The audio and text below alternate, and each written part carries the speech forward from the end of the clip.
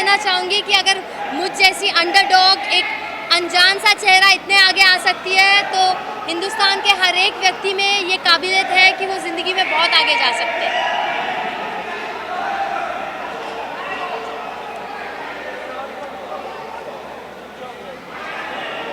यार मेरे बंदे को भेज दो Sanjay, but he should not get affected by the crowd. या संजय,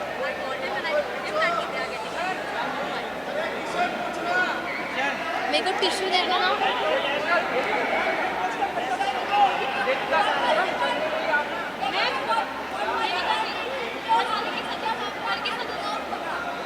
क्या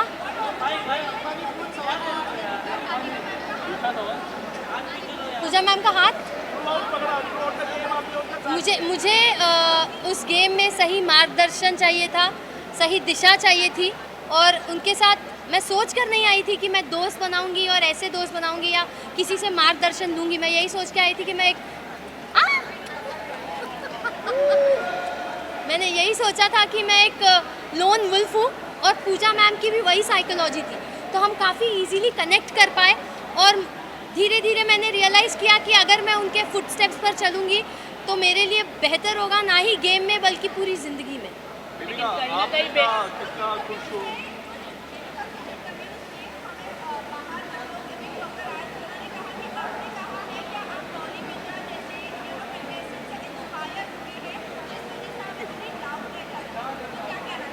जी नहीं, मैंने ऐसा कोई स्टेटमेंट नहीं दिया था, बल्कि दूसरे कंटेस्टेंट्स ने मुझे शेम करने के लिए, मुझे इंसल्ट करने के लिए ये स्टेटमेंट्स दिए थे। तो डॉली बिंद्रा ऑफ कोर्स बहुत ही आउटस्टैंडिंग पर्सनालिटी रही है बिग बॉस की हिस्ट्री में। उनके सीज़न का विनर कौन था शायद मुझे याद नहीं, बट डॉली बिंद्रा ज़रूर याद है। तो मैं ये नहीं कहूँगी कि मैंने ऐसी कोई स्टेटमेंट पास की थी या मेरे माइंड में था, बट हाँ, दूसरे कंटेस्टेंट्स ने मुझे शेम करने के इंटेंशन से छेड़ना शुरू कर दिया था और नाम लेना शुरू कर दिया था। But I have immense respect for the seniors of the show, और जो भी एक्स कंटेस्टेंट्स रहे, तो मैंने ऐसी कोई स्टेटमेंट पास नहीं की। जर्नी को जो काफ़ी क्लोजली आपने देखा है, क्या आपको लगता है वो एज अ विनर, अगर एल्विश नहीं आते, कभी भी वाइल्ड कार्ड नहीं होती, तो वो as a winner perfect candidate थे? आपको लगता है ये? वेल, अगर आप मुझसे पूछे ऑन अ पर्सनल नोट, तो मैंने उसमें एक विनर और लीडर का पोटेंशियल या फिर वो पर्सनालिटी नहीं देखी थी।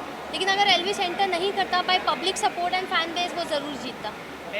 आप लोगों ने कहा कि Manisha Bhope she is not a film material, इस पर आप लोग क्या कहना चाहेंगे? इस तरह का स्टेटमेंट देना किसी के ऊपर आप कैसे देखते हैं? मैं और पूजा मैम ये बात कर रहे थे, and I be very honest कि वो काफ़ी एक्साइटमेंट जता रही थी, शो ऑफ कर रही थी कि फिल्मों में ऑलरेडी उसके पास इतना काम है ये वो। बट पूजा मैम ने कहा कि she is not a heroine material, and I totally agree with that, because जो ह्यूमिलिटी और डाउन टू अर्थ नेचर और प्रोफेशनलिज्म इंसान में होना चाहिए, वो हमें उसमें नहीं दिखा, तो मुझे भी पर्सनली नहीं लगा। लेकिन आपने सीधी तरह से खुलकर आपने अभिषेक को बोला कि यू आर इनसिक्योर पर्सनालिटी पूजा, और कि एल्विश जीतने वाला है, उससे पता चल रहा था, और जिसके कारण वो कहीं ना कहीं अंदर से खुद को प्रॉब्लम में डाल रहा था, वो हमें दिखा, और इसके लिए बीमार भी थोड़े पड़ गए। जी, तो क्या कहना चाहेंगे इसको लेके? एल्विश को लेके अभिषेक काफ़ी इनसिक्योर पर्सनालिटी थे, मनीषा भी थी। जी जी बिल्कुल। आप क्या कहना चाहेंगे? मैं यही कहना चाहूँगी कि शो की शुरुआत से, अभी देखिए मैं फेस रीडर हूँ, इंसान का चेहरा देखती हूँ और समझ जाती हूँ उसके मन में क्या चल रहा है या वो कैसी पर्सनालिटी है। तो अभिषेक में बहुत जुनून है जीतने का, और अपना बेस्ट भी दे देता है, कभी कभार अपने मॉरल्स पूरे साइड में कर देता है, बट अपने आप को आगे थ्रो करता है और अपने आप को ऑलरेडी एक विनर परसीव करता है। मैं भी अपने आप को ऑलरेडी एक विनर परसीव करके उस घर में गई थी, तो वहाँ मैं उससे बहुत कनेक्ट करती हूँ और उसकी बहुत रिस्पेक्ट करती हूँ। बट जी हाँ, पूजा मैम और मुझ में एक इंट्यूजन है, हम सेंस कर लेते हैं, हम इंसान को जल्दी परख लेते हैं बड़ी आसानी से। और एल्विश को बस मैंने स्क्रीन पे एक टास्क में देखा था, वो घर में आया नहीं था, और मैंने कहा था ये इंसान मुझे घर में चाहिए, तो मैंने। आपको क्या लगता है एल्विश के? अरे यार, सवाल है कि आपके वालों को कई बार कहते हुए सुना है कि आप गलत फेस रीडिंग करते हैं, आपने भी बोला आपकी पीछे भी ऐसी बातें की है, इस पे आपका क्या कहना है? देखिए, अभी फेस रीडिंग का एक रूल होता है कि आपको सच बोलना है। अब वो सच कड़वा भी होता है और कभी मीठा भी होता है, तो जिसको अपने बारे में बोली गई चीज़ या बात पसंद नहीं आती, वो उसे अक्सर गलत समझते हैं और ईगो में आके और अपनी सेल्फ रिस्पेक्ट पे आ जाती है तो हाइपर हो जाते हैं, और अभिषेक का उसमें रिएक्शन सबसे ज़्यादा दिखा है। तो मुझे नहीं लगता है कि मैं गलत फेस रीडिंग करती हूँ।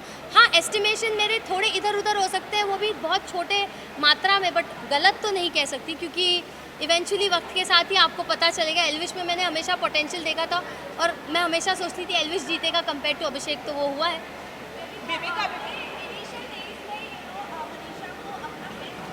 जी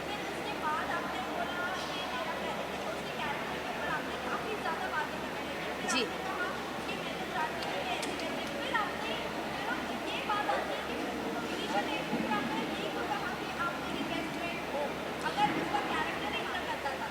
देखिए, वो पर्सनली अगर लड़कों के साथ ज़्यादा सपोर्टिवली घुलती मिलती है तो इनिशियल डेज में मेरा राइट नहीं होता है कि मैं उसे जज करूँ या उस पर क्वेश्चन करूँ। मैं एक कंप्लीट स्ट्रेंजर थी, वो एक कंप्लीट स्ट्रेंजर थी, और वो उसका यूएसपी है, उससे उसने अपना पूरा करियर बनाया है। जहाँ पे मैंने ये नहीं कहा तेरा कैरेक्टर गंदा है, मैंने ये कहा कि तू लड़कों के साथ मेल फ्रेंडशिप को ज़्यादा वैल्यू देती है और फीमेल फ्रेंडशिप्स की तेरी नज़रों में कोई कदर नहीं, और तू हमेशा लड़के लड़के करती रहेगी तो जो फीमेल फ्रेंडशिप में जो पावर और जो एसेंस होता है ना, वो तू गवा देगी। तो उसने अपने कैरेक्टर पे ले लिया, तू लड़का लड़का कैसे बोल रही है। तो मेरा कभी वर्ड ये नहीं था कि तेरा कैरेक्टर गंदा है, मैंने यही कहा था कि फीमेल फ्रेंडशिप्स की वैल्यू करो। मैंने ज़िंदगी भर वैल्यू की है, मेरी ज़्यादातर फ्रेंड्स फीमेल्स रही है, और बिलीव मी, वो आपको लाइफ में जहाँ ले जाएगी, जिस दिशा में ले जाएगी, आप आगे पहुँच जाओगे। तो वही मैं समझा रही थी। तो इनिशियली जब मैं उससे मिली थी मुझे एक नेक दिल अच्छी लड़की दिखी थी उसमें, बट इवेंचुअली जब उसने मौका परस्त होकर अपनी दोस्ती बदलना शुरू किया और मुझे लिटरली डिस्कार्ड करना शुरू किया, तब मुझे रियलाइज़ हुआ कि उसने अपना गेम शुरू कर दिया है। और पहले ही हफ्ते में उसके मुंह पे मैंने किचन में बोला था, गेम शुरू हो गया क्या तेरा, उस पर वो बहुत चिढ़ गई थी। तो जब जब मुझे जो चीज़ सेंस हुई मैंने मुंहफट होकर बोला है, कुछ मन में नहीं रखा है। बेबिका, मनीषा ने आपको अभिषेक के बारे में कहा था कि अगर तुम लोग का ऐसा कुछ हो तो जिस पर आपने पूजा मैम से डिस्कस करते हुए कहा कि तेरे होते हुए वो इतनी इनसिक्योर हो जाती है कि बाहर जाने के बाद भी वो इनसिक्योरिटी कायम रहेगी। डज दैट मीन कि आप रियल में अभिषेक के लिए फील करती हैं और आगे आप क्या आगे जाके आप डेट करेंगी अभिषेक की शादी या तो देखिए, अभिषेक के साथ मेरी बॉन्डिंग काफ़ी टॉक्सिक रही है, वो पूरी दुनिया ने देखा है।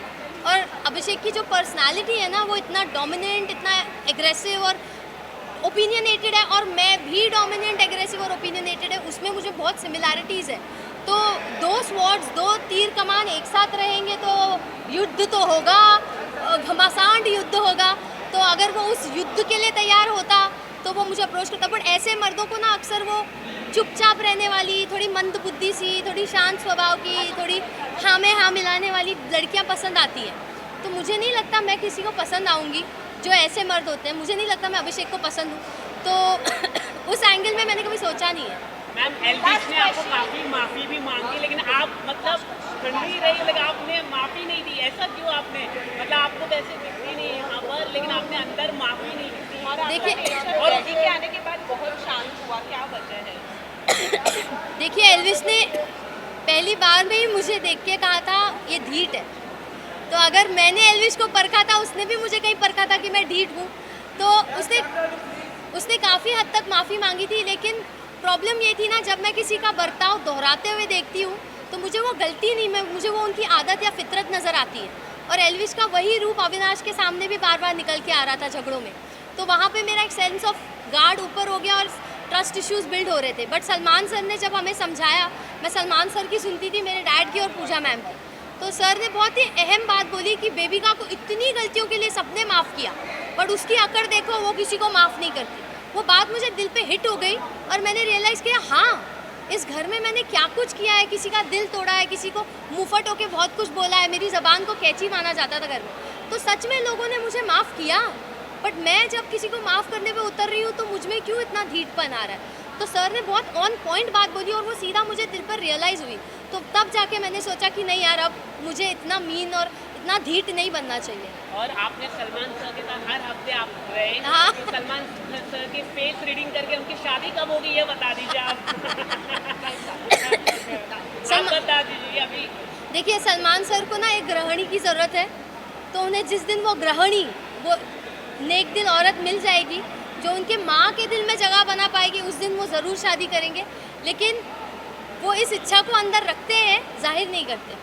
तो अब वो सलमान सर है भाई, वो भगवान है, वो मेरे गॉडफादर रहे। उन्होंने कितनी बार मेरे लिए शो में स्टैंड लिया है। जैड का इशू हुआ तब स्टैंड लिया, एल्विश का इशू हुआ तब स्टैंड लिया। तो उन्होंने मुझे एक फादर फिगर की तरह ऐसे मेरी उंगली उठा के गाइड किया है पूरे शो में, और मेरी छोटी मोटी बातों को पकड़ के वो हमेशा आके मुझे टोकते भी थे, समझाते भी थे, क्योंकि वो कंसर्न थे मेरे लिए। आप जिसकी परवाह करते हो, आप उसके बारे में सोचते हो, उसके बारे में ज़्यादा बोलते हो, तो मेरे लिए तो वो एक गॉड लाइक फिगर है। कोई डेडलाइन नहीं है शादी की? शादी की कोई डेडलाइन नहीं अरे है? मैं कैसे दूँ वो